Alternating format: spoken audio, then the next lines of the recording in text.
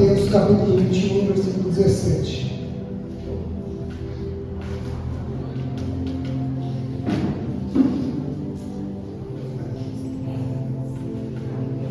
Acharam? Quem achou, diga amém. Quem não achou, fala bem. Está melhorando, graças a Deus.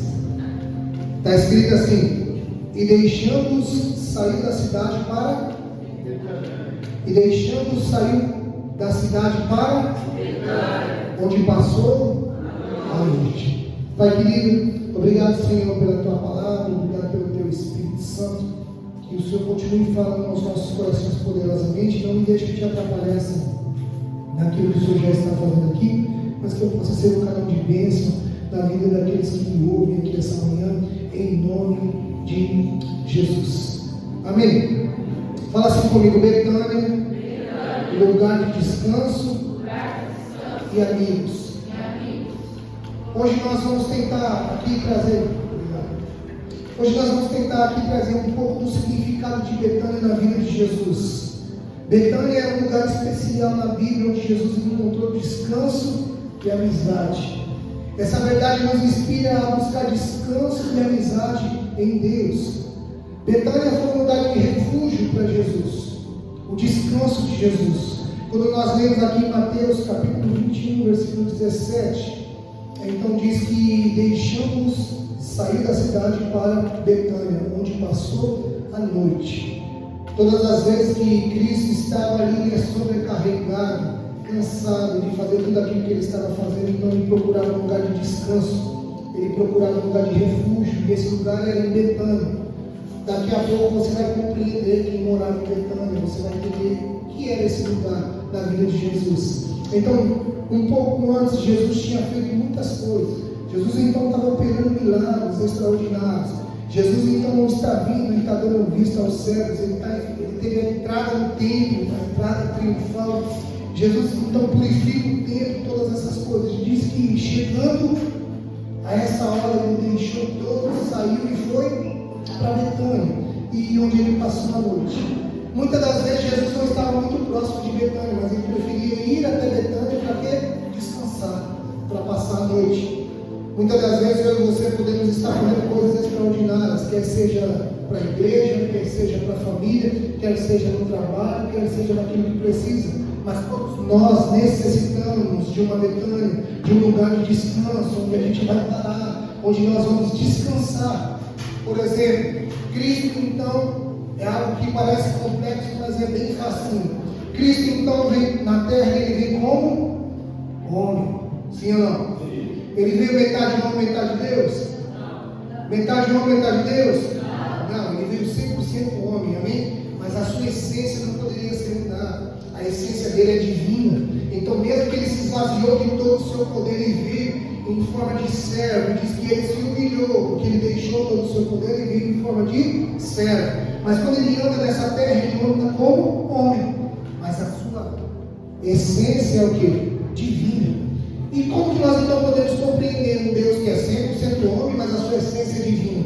Todas as vezes que ele queria manifestar a verdade, a palavra de Deus, então a sua essência divina era aflorada. Por exemplo, quando então nós vemos a passagem de Natanael, quem conhece? A passagem de Natanael é mais ou menos assim. Natanael então ele é um israelita, quem tinha muito zelo, quem tinha muito cuidado das coisas do Senhor. Agora Natanael está frustrado, porque várias coisas estão acontecendo e ele não vê as mãos do Senhor. Então Natanael faz aquela oração a Deus. Só que nós não vemos a oração que Natanael fez, né? Você vê no religioso, mas você não vê nas escrituras. Ou vê? Sim ou não? Olha só, eu vou abrir aqui, hein? Então Natanael faz a sua oração. E de repente ele tem um amigo, e o amigo dele é chamado Filipe. Então Filipe vai até Natanael, e Natanael agora fica com aquela dúvida, ele diz: eu encontrei o Messias, aquele prometido eu encontrei. Aí Natanael começa a dizer: como assim? Ele falou: ele é de Nazaré. Aí então Natanael pergunta para ele: pode vir alguma coisa boa de Nazaré? Nazaré então era uma cidade rejeitada. Natanael é alguém que tinha o zelo, cuidado pelas coisas do Senhor, mas era tão zeloso e tão cuidadoso que era cego. Porque a profecia dizia que ele viria de Nazaré. Não que ele viria, mas que ele seria chamado Nazareno. Então a profecia estava dizendo sobre isso. E Natanael, alguém tão zeloso, mas cego ao mesmo tempo. Porque ele estava à procura só de um resultado. Ele queria ver o Messias, ele não estava preocupado em ter um relacionamento com esse Messias. Porque se ele estivesse preocupado em ter um relacionamento com Cristo, ele queria saber de tudo. Como isso, onde vai acontecer, que horas, quando. Estava escrito que ele viria de Nazaré, que ele seria conhecido como Nazaré.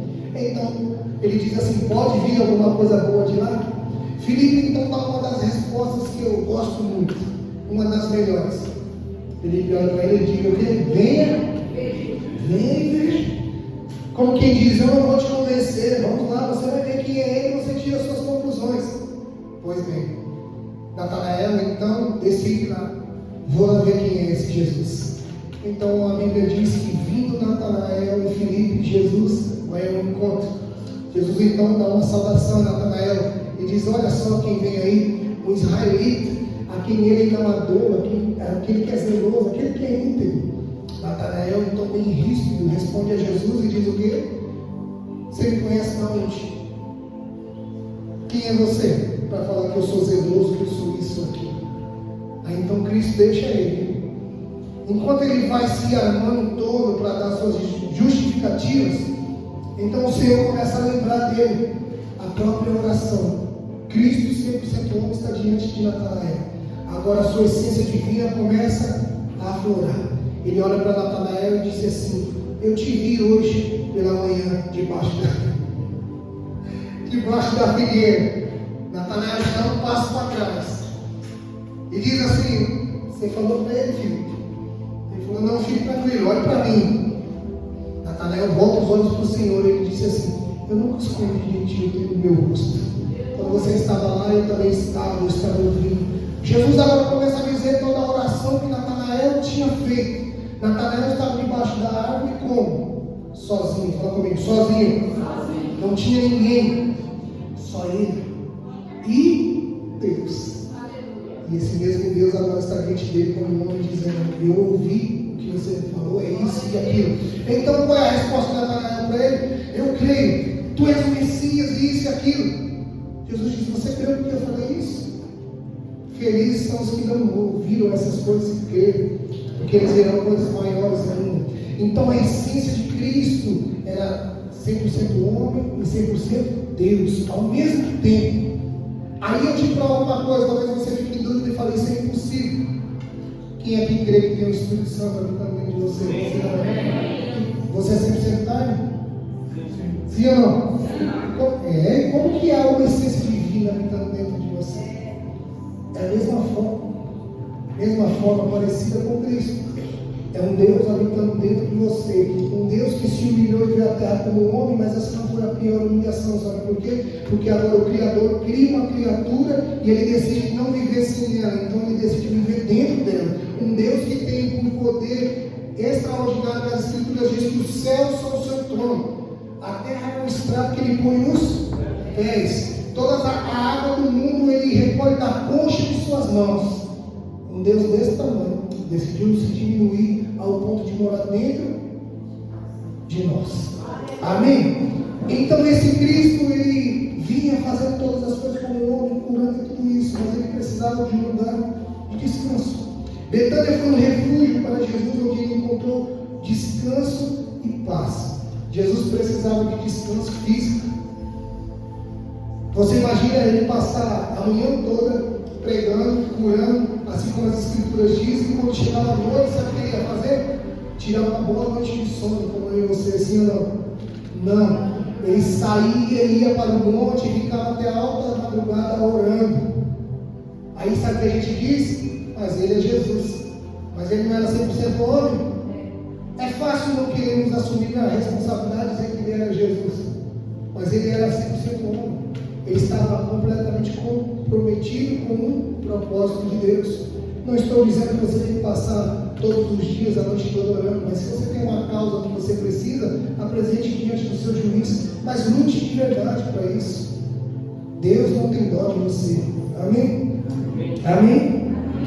Ele não tem dó de você porque ele já te capacitou com o Espírito Santo. para que então você viva a plenitude que Ele tem. Betânia era um lugar de descanso e de renovação espiritual. Cristo então agora vai para Betânia. O que ele encontrava lá além do descanso? Ele encontrava amigos fiéis em Betânia. Abre aí comigo, João capítulo 1, ou capítulo 11.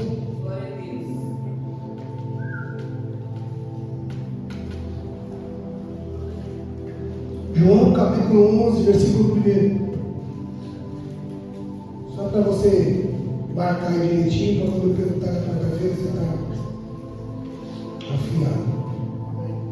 João capítulo 11, versículo 1. Acharam? Está escrito assim, ó, eu vou ler só o primeiro. Havia um homem chamado, ele era do povoado de Maria, de sua irmã, e aconteceu que Lázaro ficou doente. Amém? Vamos ler o 4. Deixa eu ver aqui, o 4 não. Vamos ler o 3. Então as irmãs de Lázaro mandaram dizer a Jesus: Senhor, aquele a quem está? Amém? Quem Jesus encontrava em Betânia? Lázaro, Marta e Maria. Betânia era um lugar de descanso, de renovação espiritual para Cristo. Cristo tinha um amigo chamado Lázaro, a quem ele amava muito. E era nesse refúgio da casa de Lázaro que Cristo descansava, que ele era renovado. Ele ia para lá para descansar, para ficar tranquilo, fugir de muitas coisas. Porque aparentemente, mesmo que você não reconheça, a todo tempo nós estamos envolvidos com muitas coisas que temos que fazer, sim ou não? A todo tempo estamos cheios de tarefas. Hoje mesmo a gente vai sair daqui, vamos almoçar, alguns, né? Quem quiser fazer jejum fique em paz, mas eu quero almoçar também. E depois tem um monte de coisa para fazer, assim ou não? Tem coisa que você já está deixando de não quer fazer hoje, que já está cansado. Tem gente que já acordou 8h30 hoje. Não vou falar nada. Entendeu? Porque é cansado. Porque temos muitos afazeres. Mas no meio da tribulação é que nós temos que encontrar a paz. No meio da tribulação, olhem para mim, no meio da tribulação nós temos que encontrar o nosso refúgio. Eu e você precisamos de um lugar de descanso. Eu e você precisamos de uma Betânia. Deixa eu te falar, talvez a sua casa seja a sua Betânia, mas talvez você não está vendo isso. Por quê? Porque está tudo fora do lugar. Porque está tudo muito difícil, está tudo muito atribulado. Deixa eu te falar, você tem poder e autoridade vinda de Cristo Jesus para arrumar todas essas coisas e a sua casa ser uma Betânia. A sua casa ser um lugar de descanso para você. A sua casa ser um lugar que você tem prazer de estar. A casa que você tem prazer de sentir aquela paz. Por quê? Porque o seu melhor amigo, chamado Jesus, está lá. Nós precisamos disso para que venhamos ter renovação espiritual, para que possamos descansar em todos esses afazeres. Nós queremos correr de toda essa correria que nos consome. E olha como às vezes a gente está enganado, porque às vezes descansar e distrair a mente é sair. E muitas das vezes quando a gente sai, a gente cansa ainda mais. Né? Às vezes você fica mais cansado. Só que deixa eu te falar uma coisa. Viu? Você fala na sua cabeça, mas às vezes você está sendo um pouco hipócrita. Porque você cansa aqui, ou não. Aqui você descansa, você cansa o corpo. Você fica cansado fisicamente, mas como que volta a cabeça? Mais tranquilo, sim ou não? Então, é um descanso também. Só que se realmente nós estamos precisando renovar tudo isso, é em Cristo que nós vamos conseguir. Sabe por que nós estamos tão cansados espiritualmente e com falta de renovação? Porque a nossa Betânia, que é o nosso lugar de descanso, que nós teremos essa paz e tudo isso, ela não está arrumada da forma certa. Aí o nosso amigo Jesus não pode vir. E se ele não vem, nós não colheremos desse fruto. Por isso que culto não começa na igreja, culto é que começa em casa. Aqui nós só damos a continuidade. Se você vem de casa vazio, não é aqui que você vai se encher. Você tem que vir já cheio para chegar aqui e transbordar. Então você vai ter renovação espiritual. Lá é a sua Betânia, e aqui é a nossa Betânia. Mas você precisa ter uma Betânia sua. Para quê? Onde você pode chorar, onde você pode ficar sem fazer nada, onde você não precisa falar nada, onde você pode falar com o seu Senhor como está o seu coração. Meu coração está ruim, meu coração está sofrido, eu estou passando por isso e por aquilo. Porque muitas das vezes nós achamos que Betânia, Colocamos como Betânia algumas pessoas que não vão contribuir nada na nossa vida. Contamos às vezes o nosso problema, nossa dificuldade para pessoas que não vão agregar em nada na nossa vida. E aquele que pode resolver todas essas coisas é deixado de lado. Por isso que nós temos que arrumar o nosso lugar de descanso. Tantas pessoas que trabalharam a vida inteira para ter uma família e hoje em dia não tratam bem a família. E hoje em dia não conseguem viver bem com a família. Então o seu trabalho foi em vão? Eu não quero acreditar que o seu trabalho foi em vão. Eu quero acreditar que esse trabalho precisa de um toque daquele que pode resolver, que é Cristo. Ainda há tempo de restaurar, ainda há tempo desse lugar ser chamado de Betânia. Um lugar que você tem confiança, prazer de estar, que quando estiver tudo cheio, você dizer, eu vou para o meu lugar, eu vou descansar, depois eu volto. Não tem problema você às vezes sair de algumas coisas para descansar. O problema é onde você está descansando, aonde você está pondo o seu repouso, quem você está chamando de amigo, quem você está considerando tão importante ao ponto de deixar todas as coisas para estar com essa pessoa. Sabe o que acontece hoje na maioria dos jovens? Às vezes tem um bom amigo em casa, que são os pais, mas preferem encontrar um amigo fora. E o amigo fora vai levar essas pessoas, sabe o quê? A você cumprir tudo aquilo que eles desejam para que você seja aceito no meio deles. Enquanto você tem um amigo fiel. Ah, mas é isso, aquilo que acontece. Já reparou que na maioria das vezes que a gente tem algo contra alguém, é sempre da parte do outro que começa? Porque às vezes somos hipócritas.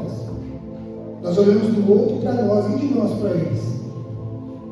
Quantas vezes alguns tipos de relacionamentos e amizades não deram certo porque a gente foi fiel? Porque foi a gente que magoou? Porque fomos nós que ferimos? Porque fomos nós que não agimos com lealdade? Sim ou não? Ou você é tão santarrão aqui que você nunca falhou com ninguém? Só que muitas das vezes nós não olhamos por esse lado, olhamos sempre pelo outro. Cristo então nunca tinha falhado com ninguém, mas Marta e Maria tinham. Porque quando elas vão ao encontro de Jesus, o que elas começam a dizer? Se o Senhor estivesse aqui, ele não teria morrido. O que eles estavam dizendo? Quem se atrasou foi o Senhor. Era o Senhor que devia estar aqui. Em outras palavras, é como se alguém dissesse: quando você precisa de alguma coisa, você vem aqui. Quando eu preciso, você não está.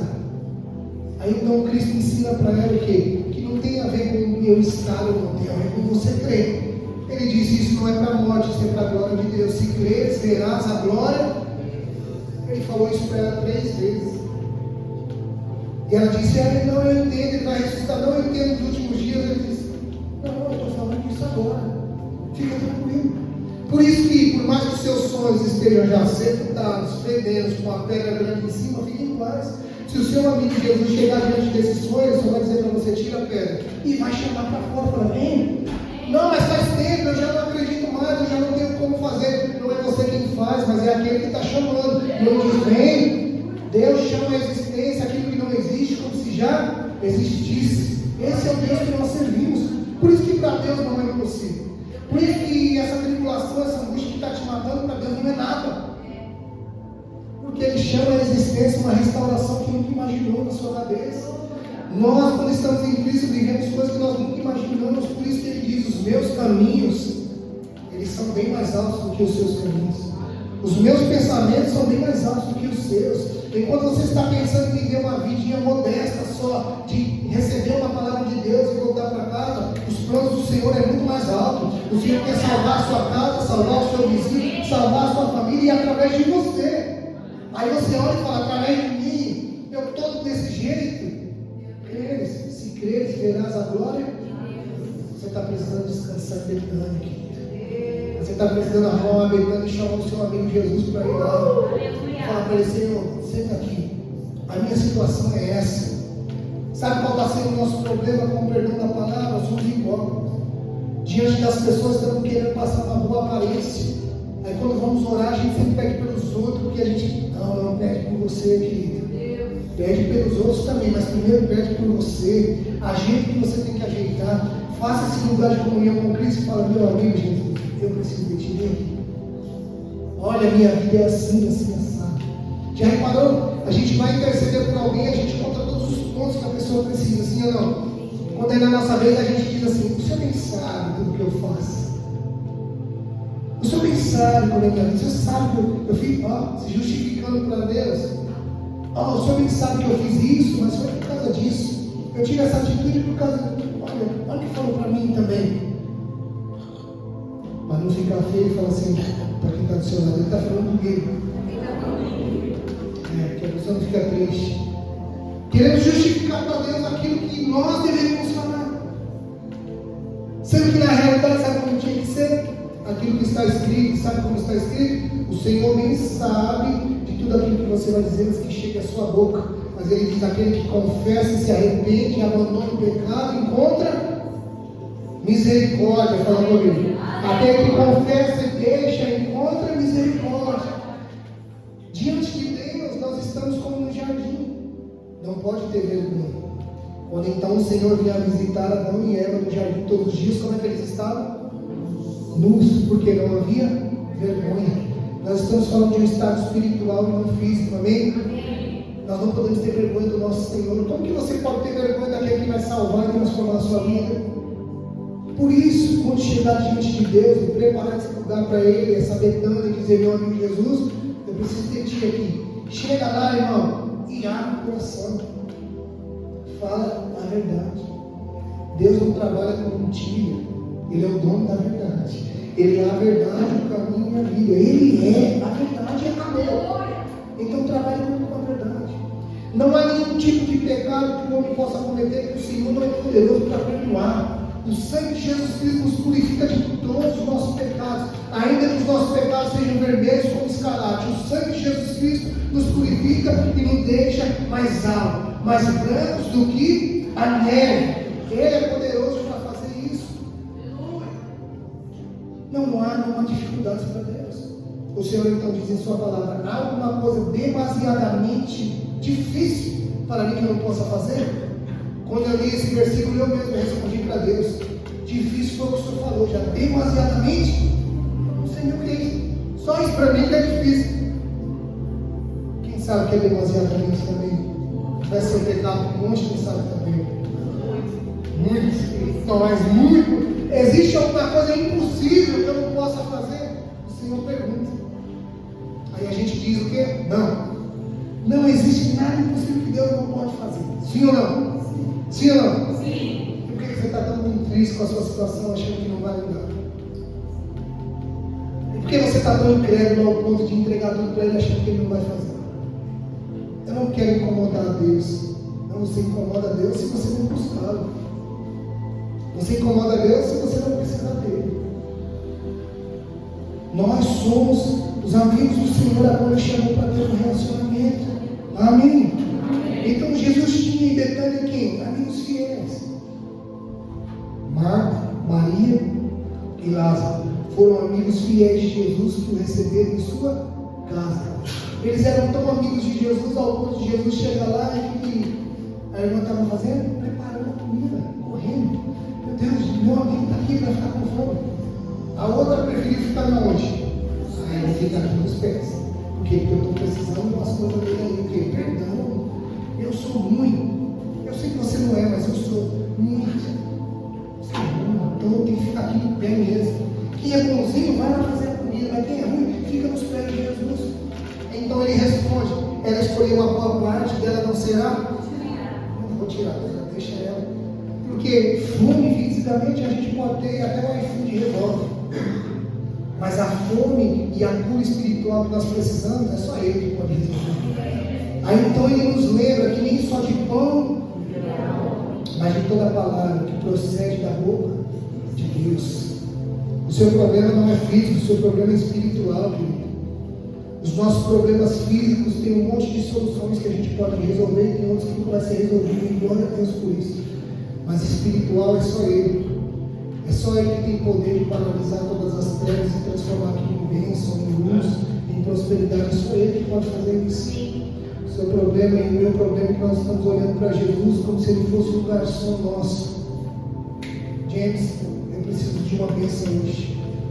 E eu não vou voltar para casa sem a minha bênção. Ele vai falar: você vai até com a sua bênção, não tem problema. Você veio buscar a sua bênção, você vai voltar para ela. Mas a minha presença aqui não vai. porque não tem lugar para mim. Tem lugar para aquilo que eu faço, mas não tem lugar para mim. Queremos o abençoador, mas não queremos a bênção, mas não o abençoador. Queremos a salvação, mas não aquele que salva. Queremos a prosperidade, mas não cumprir os mandamentos daquele que pediu. Loucura. Amizade incondicional e desinteressada. Foi o que Marta, Maria e Lázaro tinham com Jesus. Você não vê nenhum relato deles pedindo alguma coisa para Cristo? Nada. Muito pelo contrário. Todas as vezes que chegava lá, eles tinham alguma coisa para oferecer. Então ela chorava aos pés de Jesus e sentava com os cabelos, em forma de adoração. Enquanto Jesus estava à mesa, no meio de uma refeição, ela entrava por baixo, começava a chorar aos pés dele e sentava com o cabelo. A gente olha essa situação hoje, sabe o que a gente faz? Que loucura. As ideias que a pessoa vai fazer um negócio desse. Não queremos fazer isso, sabe por quê? Porque a gente está se achando bom demais. Sabe o que ela tinha entendido? Eu preciso dele. E se não for ele, não vai ter condição. Para de vir essa menina. Se não for ele, não vai ter condição. Se não for ele para mudar essa situação na minha vida, eu não vou mudar. Ela estava preocupada com a reputação. Ela estava preocupada com a reputação dela. Ela estava preocupada com o que as pessoas iam pensar. E por que você fica? E por que você tem medo de ser considerado um crente? Ou um crente fanático? Sabe qual é a nossa maior honra hoje? É assim como o Wagner cantou aqui, que o nosso passado agora não importa mais. Você pode lembrar do meu passado, você que me conhece desde antes, você pode me lembrar do meu passado. Você pode dizer o que eu fazia e como eu era, e tudo bem por isso, mas para mim já não me importa mais, porque eu sou livre. Cristo Jesus pagou a minha dívida. E você não precisa ficar triste, porque Ele paga a sua também, se você quiser. Ele é poderoso para isso. Mas o meu passado não me define. O que me define é o Cristo que me chamou, que pagou as minhas dívidas e agora eu sou dele. É Ele que me define. Não importa. Sabe quem nos lembra do nosso passado? O diabo. Exatamente. O diabo lembra do nosso passado. Para quê? Para colocar acusação. Mas sabe o que você faz? Fica triste. Chora. A dica é simples. Todas as vezes que o diabo te lembrar do seu passado, lembra ele do futuro dele. Pronto. Ele dizia assim: você era bêbado, você envolvido com um monte de coisa. É verdade, não sou mais. Cristo me tirou desse lugar. Mas deixa eu te dizer uma coisa: você é condenado e Jesus vai acabar com você. Pronto. Ele lembrou do seu passado, você lembra do futuro dele. E falei: para ficar um pouco pior para você, Romanos capítulo 16 diz que o Deus de paz esmagará Satanás com o seu poder debaixo dos nossos pés. Antes de Jesus acabar com o diabo, a gente ainda vai pisar na cabeça dele, não está escrito. O Deus de paz esmagará Satanás com o seu poder debaixo dos nossos pés. E deixa eu te falar isso, não é só no final, ele já está fazendo, sabe por quê? Porque um dia o diabo reinou na nossa casa, reinou na minha família, reinou no meu casamento também, mas hoje ele está debaixo dos meus pés. O Deus de paz tem esmagado a Satanás com o seu poder debaixo dos meus pés também. E assim também é na sua casa. E se não é, pode ser a partir de hoje. Só basta você encontrar um lugar de refúgio para Cristo e dizer: vem comigo, meu amigo. Toma esse lugar aqui, é seu. Preparamos um lugar para todo mundo e para Deus. Se eu disser para você que eu vou na sua casa e vou almoçar, poxa, você vai preparar um melhor, em forma de honrar um amigo, o pastor, e glória a Deus por isso. Só que eu posso ir lá talvez algum dia. Talvez eu nunca vá na sua casa. Talvez eu nunca vá almoçar com você. Talvez. Em nome de Jesus, que não seja assim. Que eu vá almoçar assim. Talvez eu nunca vá. Sim ou não? Pode acontecer ou não? Mas tem um que lá está lá todos os dias esperando apenas você abrir a porta do seu coração para ele entrar. Aí você prefere preparar uma mesa de honra para mim, não para ele. Você prefere preparar um lugar de descanso para mim, não para ele. Você prefere colocar os melhores pratos, os melhores copos e talheres e fazer a melhor comida para mim, não faz para ele. Ele não quer muita coisa, ele só quer você. Ele só quer que você prepare um lugar para ele e diga: meu amigo Jesus, esse lugar é seu.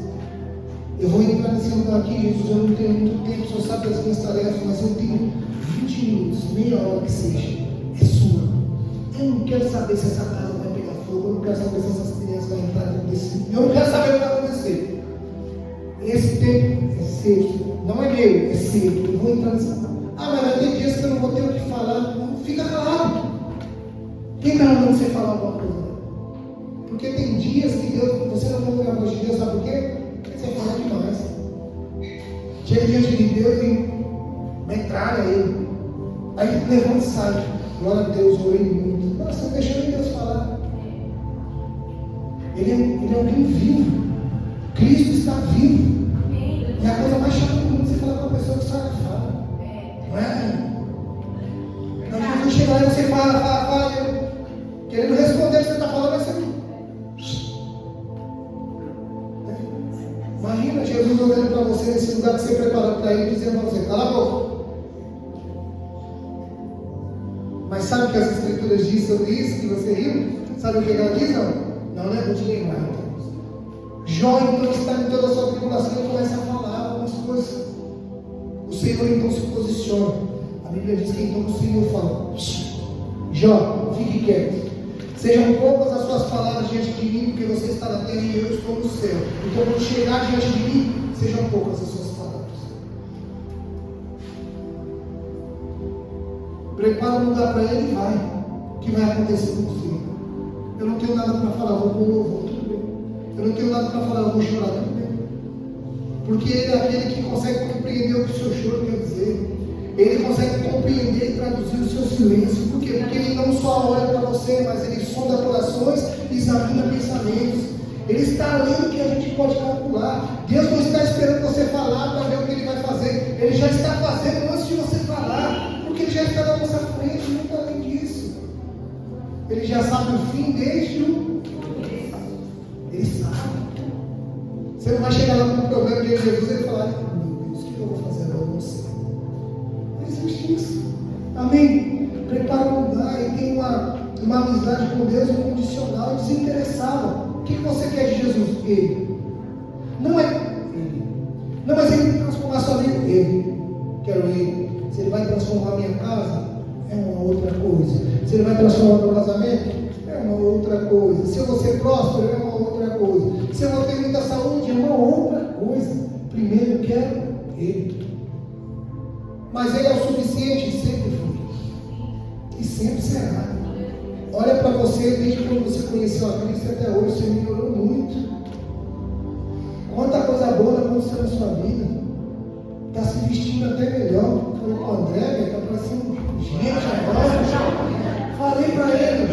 A Nayara está cuidando dele, gente. Esse menino está ficando melhor cada dia que passa.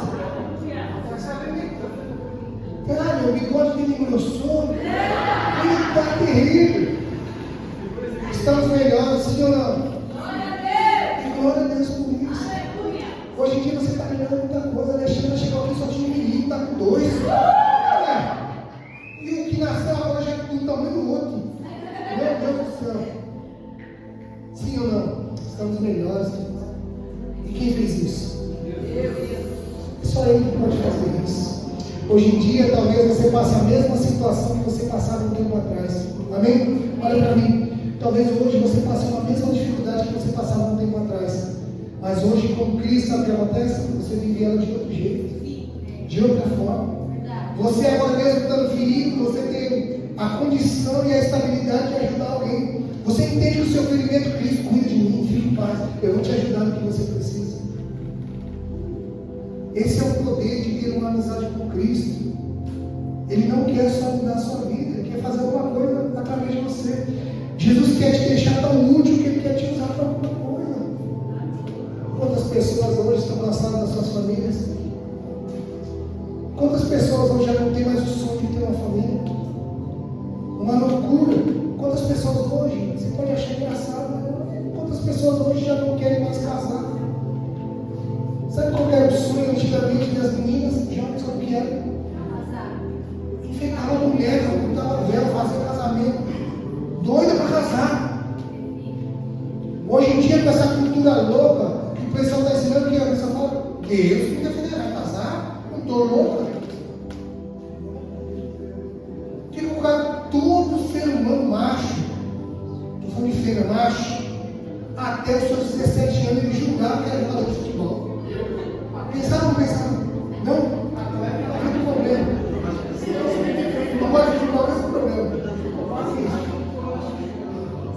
Aí pensar em futebol, depois hoje em dia você pergunta para o cara se ele é casado, ele fala, pelo amor de Deus, não quero não. Deixa eu te falar aqui para os homens, se você for adulto e não tiver uns boletos para pagar e uma mulher para... Você é menino. Mulher doida. Doido. Você é menino. Você não sabe o que é ser homem. Não é? Responde baixinho aqui. Por quê? Porque isso é o sentido da vida. Já reparou, você casa com uma pessoa, um é quieto, outro é doido. E se ele for quieto, ele é quieto e doido ao mesmo tempo. Esse casamento que não Você não nasce doido. Ou eu sou quieto. Então as coisas estão perdendo seus valores. Só que deixa eu te falar, a única coisa que a gente consegue construir hoje, sabe o que é? É isso. O que tem de mais valor hoje? Uma família. E às vezes você já desistiu da sua. E às vezes você já abriu mão da sua com isso. Então, a Bíblia diz que, assim como um homem não sabe como os ossos se formam no ventre de uma mulher, assim também nós não entendemos os planos de Deus. Nós não sabemos como. Sabe que hoje o povo está acostumado? Está acostumado. Fazer um filho, mostrar grávida, ter família é normal. Não é normal. Como que um osso vai se formar dentro do ventre? O Senhor continua realizando milagres constantemente. Para com isso. Meus filhos dão trabalho, minha família dá um problema. É um problema bom. Imagine se você fosse largado sozinho no mundo e não tivesse ninguém. Eu ia ser bem resolvida comigo, ia nada. Você ia ser bem resolvido diante das pessoas, mas quando chegar sozinho na sua casa para deitar a cabeça no travesseiro, você ia se sentir a pessoa mais miserável do mundo, tendo tudo. Porque o Senhor nos criou para isso. Formarmos uma família, lutarmos pelas pessoas, elas são difíceis. E daí eu também não sou fácil. Estamos igual. Porque quando você diz que alguém é difícil, você não fala para você é difícil. Ô irmão, você é maluco. Você também não presta muito, irmão. Uma luta. As crianças então, meu Deus do céu, já está vindo desde pequeno. Uma luta. É assim. Vai abrir mão. Se você abrir mão, o seu amigo Jesus não pode estar junto com você. Se você abrir mão, Jesus não pode te tratar. O problema é que às vezes nós estamos querendo ser tratados por Cristo do nosso jeito. Cristo não vai tratar você nem as suas feridas do seu jeito, ele vai tratar do jeito dele. Porque o jeito dele é melhor do que o seu e é melhor do que o meu. O jeito dele é o melhor. Ah, mas tem uma luta, sempre dá esse problema, o senhor não tem problema. A minha graça te basta, o meu poder se aperfeiçoa na sua fraqueza. É assim que Cristo faz. Ele só precisa ser o seu amigo. Ele só precisa estar junto com você. Tem dia que quer desistir? Meu Deus! Não vou nem falar isso para me chocar os irmãos. Quase todo dia, ou não? Meu Deus, tem dia que a gente é crente e a gente nem lembra. A gente lembra no final do dia. A gente passou um dia tão atribulado, não sai da lua. Que bênção, sou crente. Mas sou ativo. Mas tem dia que você está tão crente, irmão, que você já desce da cama assim, ó, ajoelhando, falando, ah, Jesus, pega hoje. Viu como você é constante e eu também sou? Mas e ele? Ele é filho, constante, não há sombra de variações, ele permanece mesmo. Quando você está muito aleluiado, ele está lá. Quando você está mais ou menos, ele está lá. Quando você está com o Pedro só negando toda hora, ele está lá também. Ele quer ser o nosso amigo. Ele quer estar conosco, só depende de você. Essa luta, esse monte de perguntas que não se tem resposta. Tem um monte de perguntas aqui que ninguém sabe responder. Ah, vai perguntar para Jesus então. Só que não fica esperando você ter a resposta que você quer, amém? Porque ele trabalha com a verdade. Ele vai falar a verdade para você. Sabe essa pessoa chata que você não aguenta mais? Fala para Jesus, Jesus, ele é muito chato, eu sou muito legal, né? Vai lá ver o que ele vai te responder. Ele não precisa nem te responder, que você já sabe. Você já imagina. O que nós aprendemos em Betânia com isso, então? Os ensinamentos de Betânia, nós aprendemos a importância do descanso e da amizade em Deus. Descanso espiritual e renovação. Amizade com Deus e com os outros. Nós Às vezes invertemos os pontos. Queremos ser amigos de todo mundo e se der tempo a gente é amigo de Deus. É o contrário. Amém? Fala assim, Deus em primeiro lugar. Em tudo. Pronto. A partir daí você constrói sua vida. Mas Ele em primeiro lugar. O plano. Provérbios 16, versículo 1. Os planos são dos homens, mas a última palavra vem. Pronto. Provérbios 16 continua dizendo sobre planos, ele diz assim: apresente os seus planos ao Senhor e eles irão ser bem-sucedidos ou irão prosperar. O negócio é com Ele. Até o plano que você tem sobre a sua família talvez não seja tão bom, mas apresente o seu amigo Jesus que Ele vai aperfeiçoar.